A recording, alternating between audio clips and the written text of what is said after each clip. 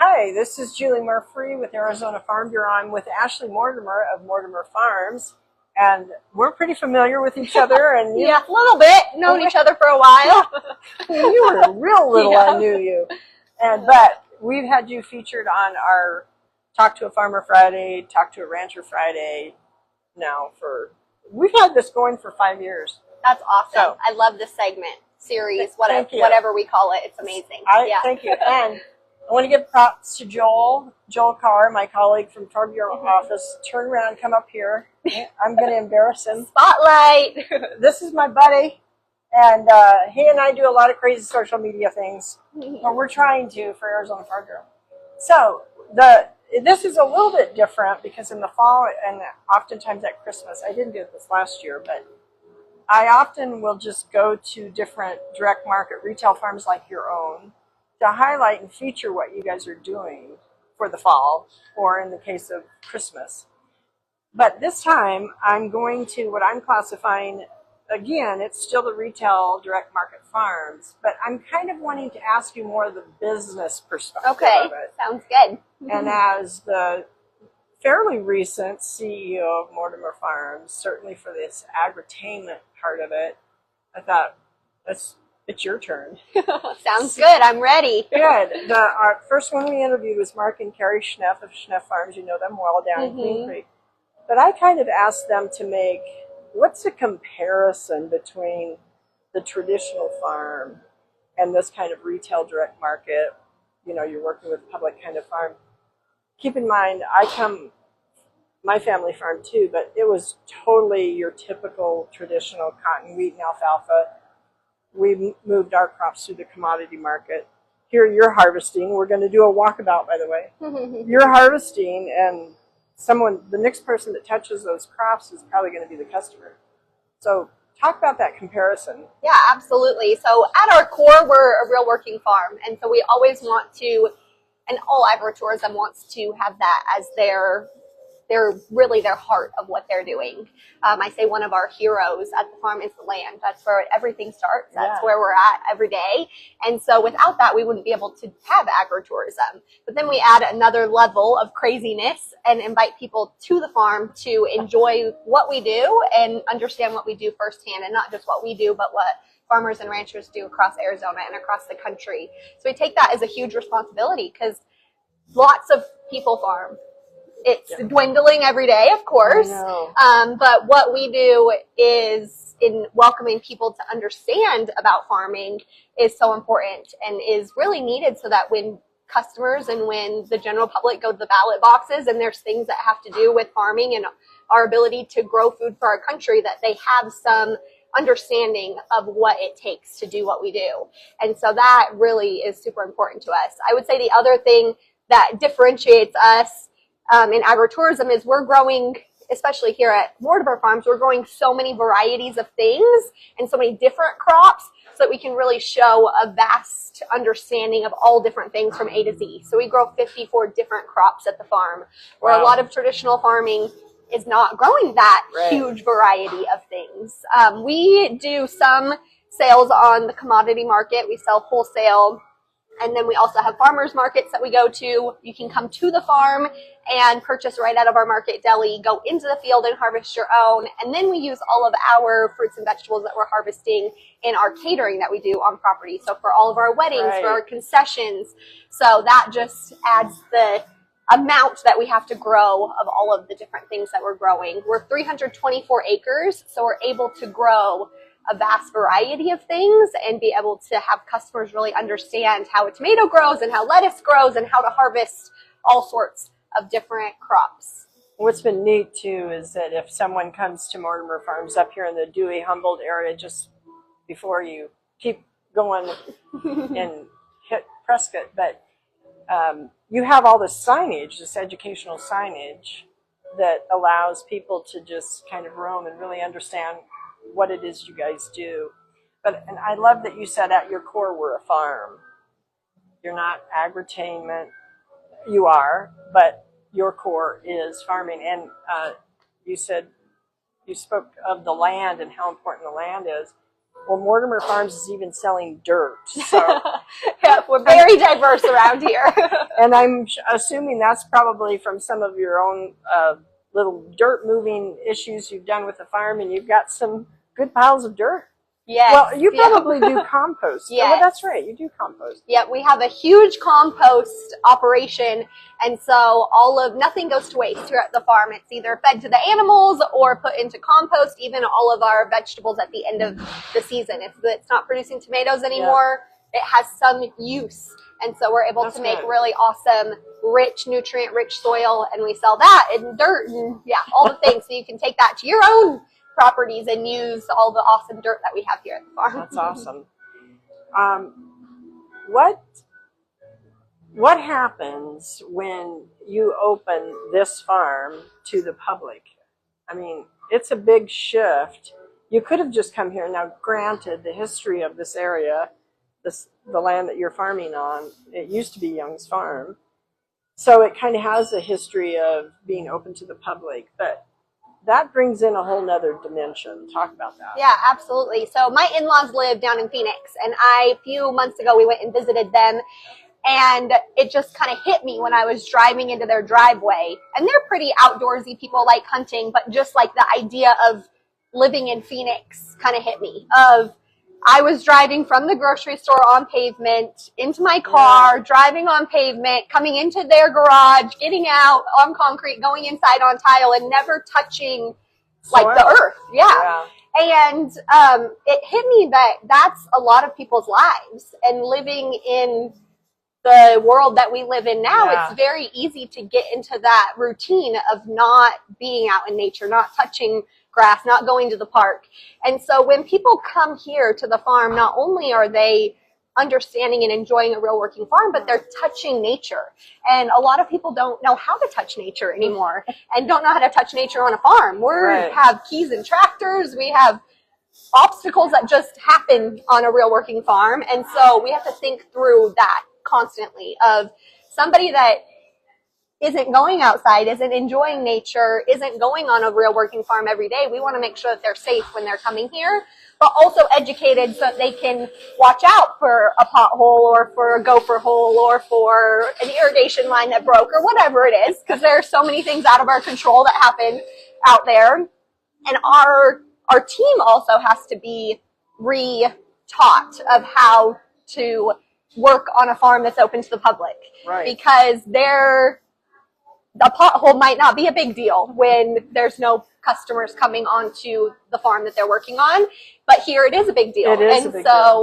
We teach them, like, if you're going to pass that pothole, you better be covering it up. If you're passing a gopher hole, you better, like, what to do so that the customers are safe, or not leaving a key in the tractor. We put all of our buckets of the tractors down on the ground if we're getting out of the tractor, and the seat up, so that just little habits that we create with our team so that our customers are safe and they are able to enjoy a real working farm. That's awesome.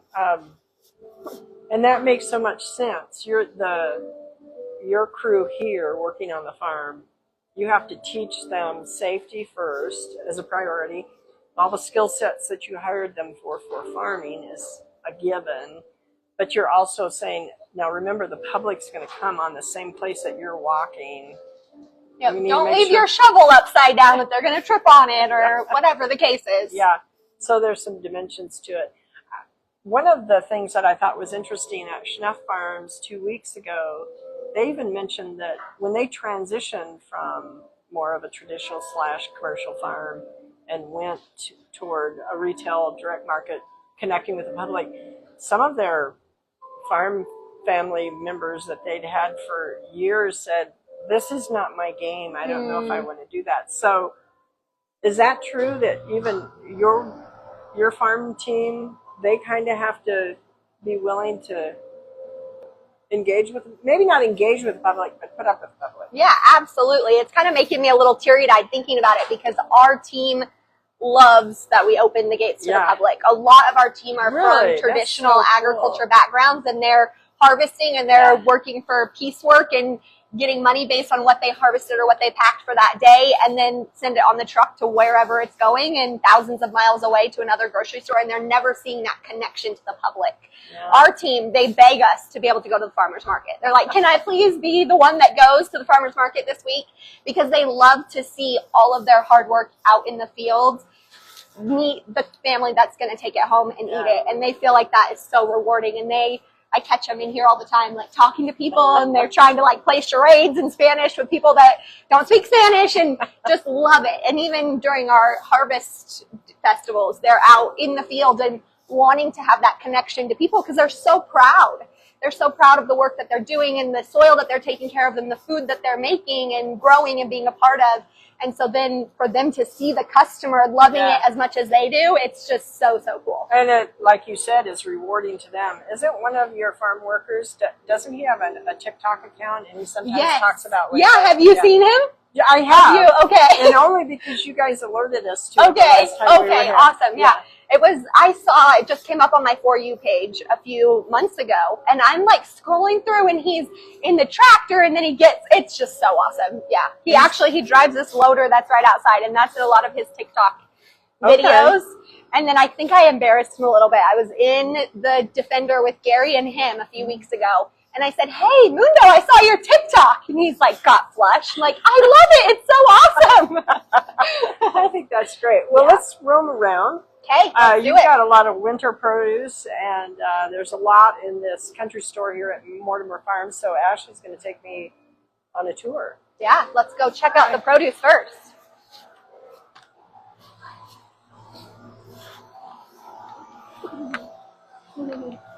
So we can say that everything, a lot of what we're seeing here, this is some of our winter veggies, right? Our leafy greens and... Yes, so this time of the year, we are very blessed to have greenhouses at the farm. We have 5 greenhouses, and then we also this year added low tunnels in the field. So it pretty much just is a mini greenhouse that goes over top of one of the rows in the fields.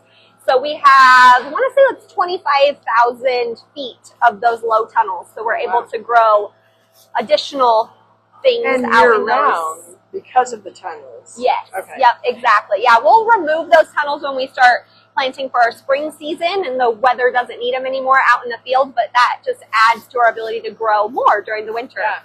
Talk about your freezer, certainly the freezer case. Okay, let's go. We can go stand over there. So we are really all about having a full grocery store here at the farm. It's our community's local grocery store. We want to have all the things that you need at a grocery store, including all of our meats. So we have lamb, pork, and beef that we raise. We have a ranch about 10 miles down the road from here, and so all of this is raised by us. All of the feed that we're feeding them is grown here at the farm. We mill it and create a feed ration for them, and then have them eating all of our own feeds. And by the way, your beef is excellent. Thank you. Sent me home either with a T-bone or... Yeah, was it a ribeye or a T-bone? I'm trying to remember. Yeah, it was a ribeye, and it was really good. Awesome. I'm so glad you enjoyed it. Thank you. You're welcome. And then, you know, you've got your bakery over here, and that's one of the first things I noticed when we walk through the doors. I can smell... Yeah, all the smells. And all the sweets. Yep. I think they're making cinnamon rolls back there. It's my grandma Linda's cinnamon roll recipe. Fan favorite. And then we have great grandma Alice's pies that we make here at the farm. So all farm to table with ingredients that we grow right here at the farm and make pies that we sell per slice here in the bakery, or you can take home an entire pie already baked, or take home a pie and bake it yourself at home so it comes right out of the oven and your house smells as good as the market smells. Something we should do. So I'm with Ashley Mortimer of Mortimer Farms up here in the Dewey-Humboldt area up north of Phoenix. And we're talking about what's it like to run a retail direct market farm. It has some different dimensions to it than like the farming that the Murphys did. We did cotton, wheat, and alfalfa. We didn't interact with the public unless we decided to our extra vegetables in Mom's garden. We'd sell out on the road the side of the road, but outside of that, we didn't have the connection with the public. So there's different dimensions. So what are the challenges? Every day is a different challenge. I am very much a planner and very much try to be proactive. And this is an argument my dad and I have all the time. Is he's like, I want to be proactive too, but I can't. Like every day something comes up that we need this or this is happening. And that's just the case on all farms. Yeah. And then you add the public aspect and element to it all, and that adds additional challenges. And dimensions to it, and I know the farm safety issue is really important, and you guys implement that and institute and train your staff, and it's a lot. Yeah, we want definitely everybody that comes to visit to be safe when they're visiting and to be able to enjoy their trip and be able to connect to the people that are here on this land and the people that are growing food for them everywhere. And so to do that, we have to be safe, and we have to set up the expectations and the understanding and the education really so that they can come onto a real working farm and know what to do and how to do it and how to get around and understand how big 324 acres is and where to go for certain things, and be able to explore and just kind of let loose a little bit and just enjoy being outside and being able to be in the sanctuary that a farm is. So it's really so special, but it comes with challenges. Thankfully, way more pros and way more awesome things than the challenges. Right. Every day when those challenges come, you just think, oh, okay, why do we do what we do again? And then something amazing and beautiful happens, and you're reminded, oh, this is why we do what we do. We love what we do, and we want to continue to offer this as a place for people to come and connect. My vibe is that you guys really make a priority of it trying to be a true blue family experience for the families that come on, because the families are bringing their kids. Mm-hmm. This is like the Mortimer version of Disneyland, but even better because it's a farm. Right, yeah. So we do have a farm park, and in the farm park we have farm-inspired rides, games, and activities. And we think, okay, what did we do as a kid on a farm, because we're farm kids so creative about having fun, and how can we make that safe? Because farm kids also don't seem like we're very safe often. But how can we make that safe so that we can allow the public to do that also? And so, we think of, all the things out there have some meaning back to what we did as kids out on the ranch to have fun. It was easy for us to have fun. We could just play in the dirt. Exactly. Yeah. Well, that's our giant mound, and that's how it started. We brought in, I don't even know, I'll have to ask Gary how many tons of dirt from another part of the farm brought over into this front area and made a huge mountain. We call it the giant mountain, and we put culvert slides down it and rocks so you can rock climb on the other side. And we could spend hours running up the mountain of dirt and sliding down. And it was no big deal. Yeah, yep. Compost piles, come home smelling like cow poop. And so much fun. I love it. So what's most special to you about what you do in this type of farm environment? Ooh, that's a good question. I think I've mentioned it a few times, but being able to connect people to their food and for their eyes to light up understanding how something is grown. It's so important that we in this country understand where food comes from, and not that it just comes from a grocery store. And when we're going to a grocery store with our kids and saying, hey, let me grab the milk and the eggs and the lettuce, it's so easy for everybody to just think, oh yeah, food comes from a grocery store. But what's the story before that? And that story before it is so important, because we want to have food security in this country. We want to know that we can feed our own people, and we can. Mm-hmm. And we can because we have the laws and the abilities and the land and the farmers to do that. But it's very easy for that to change on a dime. And so we need the public's backing to be able to continue doing what we do, and welcoming the public to a farm and teaching them that while having fun. We entice them with all the fun and the good food, and then we swerve in some education in there so that they can understand where food comes from and know that they are backing people that are passionate about the land and the environment and growing healthy and sustainable food. So this was not a question I sent to you in advance, but it kind of strikes me when I first met you guys were real little. I mean, maybe we're as tall as my thigh. And you did have the ranch at the time, but you didn't have this. Would you have ever imagined that you would end up with this? Because there's several things that you guys do. You've got the ranch, you've got Mortimer Farms here in the Dewey Humboldt area. You had an AI, not artificial intelligence, but artificial insemination. You had that as a business for a while. I don't know if you guys are still doing that. We still do that. Yep. So did you ever imagine, and maybe you guys saw the opportunity when it came about, but what's been the discussions with your mom and dad as it related to this, and even what you've added to Mortimer Farms since you started this, 14 years ago? 2010. So almost, this is our 16th season. 16th season. Yep. Would have you ever imagined that you would scale it like this? Oh, good question. So both my parents, especially my mom, is very into agriculture education. She'd come to our school and make homemade ice cream with us. That. Yes, one of our favorite traditions as a kid. We'd do Tools of the Cowboy out at the ranch in conjunction with Ag in the Classroom, and just always wanted to teach people about where the food comes from, especially kids, because that's a great age to be able to introduce agriculture to people's lives. But the ranch, it's just 10 miles down the road, but it feels like a travel journey. We always say when anybody's coming to visit us, if you feel like you're lost, you're on the right path. Just keep on going. You'll see, you'll get there eventually. So when this came up, it just felt like a very natural progression of that, being able to be closer to town in a prime location to be able to welcome people onto the farm. But at that time we were leasing from developers. And so it was just a short-term thing, short-term lease, well, long-term lease, but we knew it was going to be not a generational thing that we were signing up for. But we thought it's important for us to do it, to take care of this land, for one, and for two, to teach as many people as we can in the time that we have about where their food comes from. And so then just by grand intervention, it feels like everything has fallen into place that we now own the land and now can be here for generations to come and not worried about a housing development being built here. Not very often do farms get bought from development and turned back into a farm.